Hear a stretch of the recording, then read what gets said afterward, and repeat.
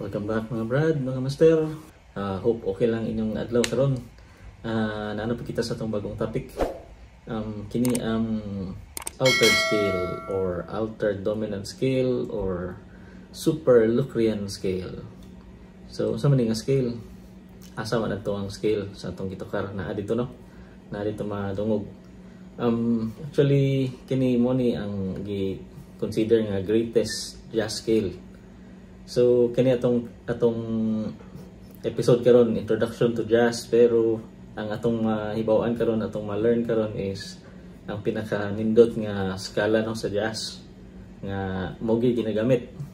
Daghan kayo gagamit, even the top players, even the legendary jazz players mo kani gigamit. So kung bago ta sa jazz, kini lahi po ni nga language no, lahi po ni kung margi consider na kung lahi po ni siya nga language sa atong nibawaan nga pop or rock music or kana atong ginatukar karon no nga contemporary nga rock or pop. So kung mayon ta nga jazz, lahi po ni siya nga language, lahi po ni siya nga discipline. More on improvisation ang jazz, more on impromptu no, playing kanang walay kuan ba, wala gi sa tawag impromptu, kalit-kalit kalit-kalit. So nindot siya. So diri ang atong improvisation ma-develop kanang wala bitaw gi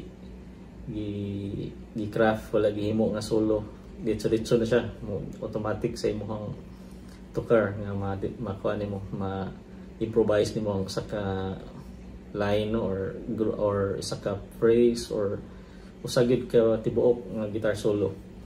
So balik ta sa altered scale. So nganong gitawag mo siya altered scale?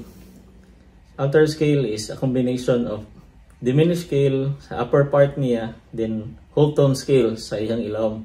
So ingani siya kanindot nga scale no. So mabutan ka diri. Na diri ang diminished. Then diri sa ubos is ang whole tone. Na diri ang whole tone sa ubos. So nga na siya ka nindot ang iyang scale. Na siya combination. Sa ibabaw is diminished scale, sa ubos is whole tone scale. Iyang mga notes is altered no. Gipang utro.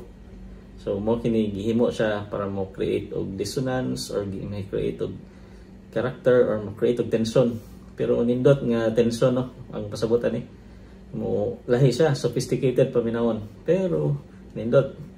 So og na nagtukar na ta tagtaod nga sige na ta og major scale nga gusto na ta mo musuway og lain, musuway into lahi na pud nga language. So marag para ni nato no.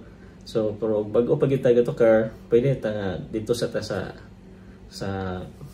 atong kuansa, atong major scale, atong pinaka unang scale nga daghan nagagamit og una na tong ginagamit, dali na to ma-digest pod ang major scale. Kani tuani siya ganahan ta nga mo level up or di man itawag nga level up, mo lahi na pod nga language.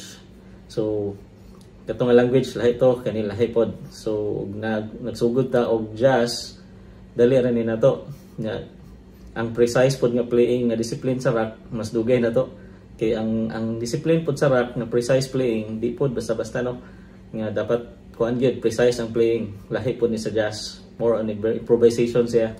So lahi sila, they are two different disciplines, pero depende nimo asa ka mo kung lean no, at asa ka padong, asa ka imong ganahan. So kani altered dominant kay tungod kay altered scale, tungod kay dominant scale siya. Dominant scale is equivalent to mixolydian sa atong major scale, mixolydian.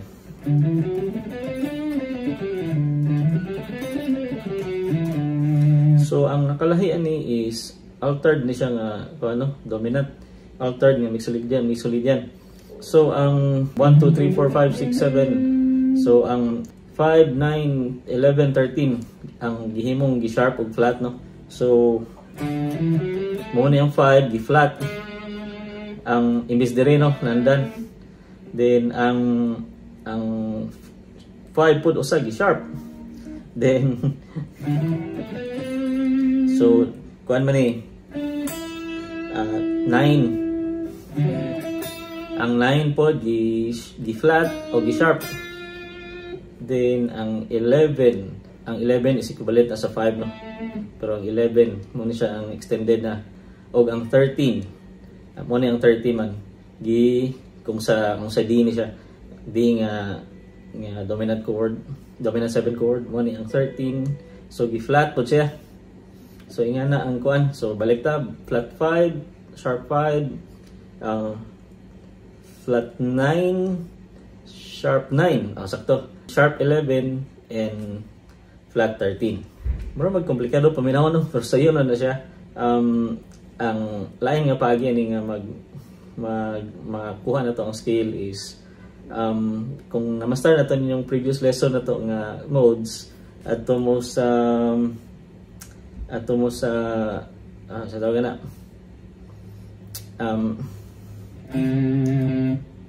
ato mo sa Locrian.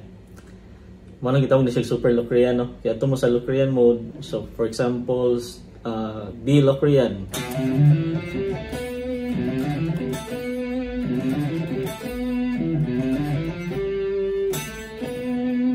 So ang B Locrian ang neutral niya na is G flat ang 4. 1 2 3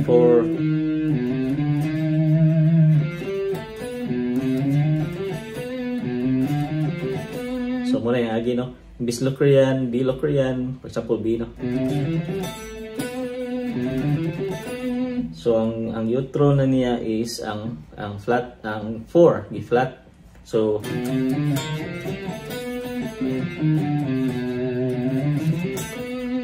nga no. So very komplikado gyapon. Pero ang ato na nga ni is para masayon is ang application. So asa man i-apply kasagaran. So apply ni siya sa 5 chord nimo, sa 5 chord.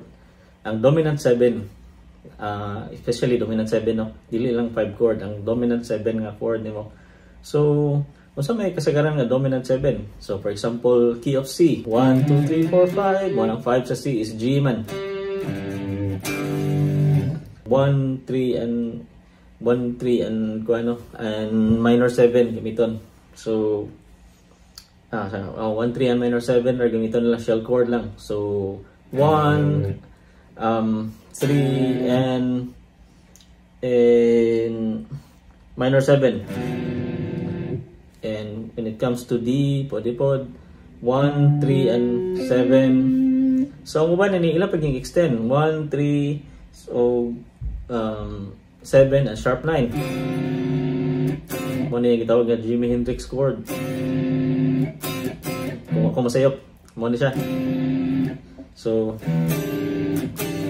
pero enough na ang dominant 7 chord para makabutang ka o altered scale sa usa ka agi no.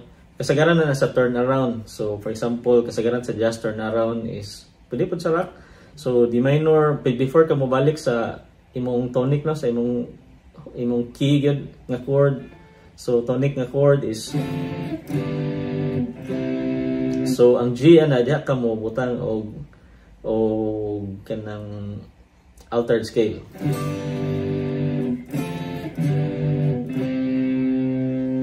So nga na kasimple. So for example, ganina katong agi C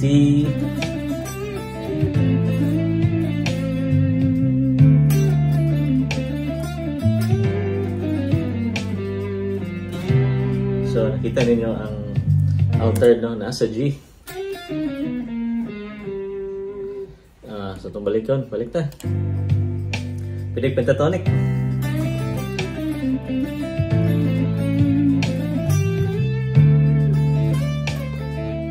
Altered. So sayo na no. Sayo na kayo no. Ang altered i-apply nimo sa 5th nga chord, dominant 7 chord. So for example, key of E. Then ang progression kasagaran is E, C sharp minor, F sharp minor, then B7. So muna ang imong dominant ang B7. So diri ka mag altered scale sa B7. Nya mobalik ka into E major scale baka or E pentatonic sa E sa tonic. Diri na mobalik na ka sa iyang scale yun nga iyang iyang natural niya ang E major scale kung E ang key of E kung key of E ang kanta. So for example A atong i-transpose ning kining tukar into D ikan man sa C. So D itong so yan D sa may pag-transpose.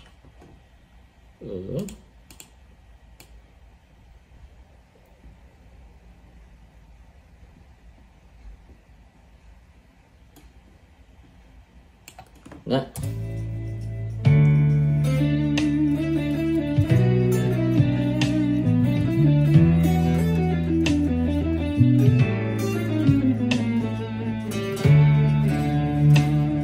So nakuha mo. So D, then E minor, and pagka A, di rin ako nag-altered scale. So, sa pattern din, magbutang kong chart, nasa akong description. So, dito ang makuha niyong pattern. Pwede practicean niyo ito kanunay. Antod ma-master na itong kamot. So, pwede na ito mobalhin, from simple major scale, mo shift into altered scale. Automatic. So, yan last.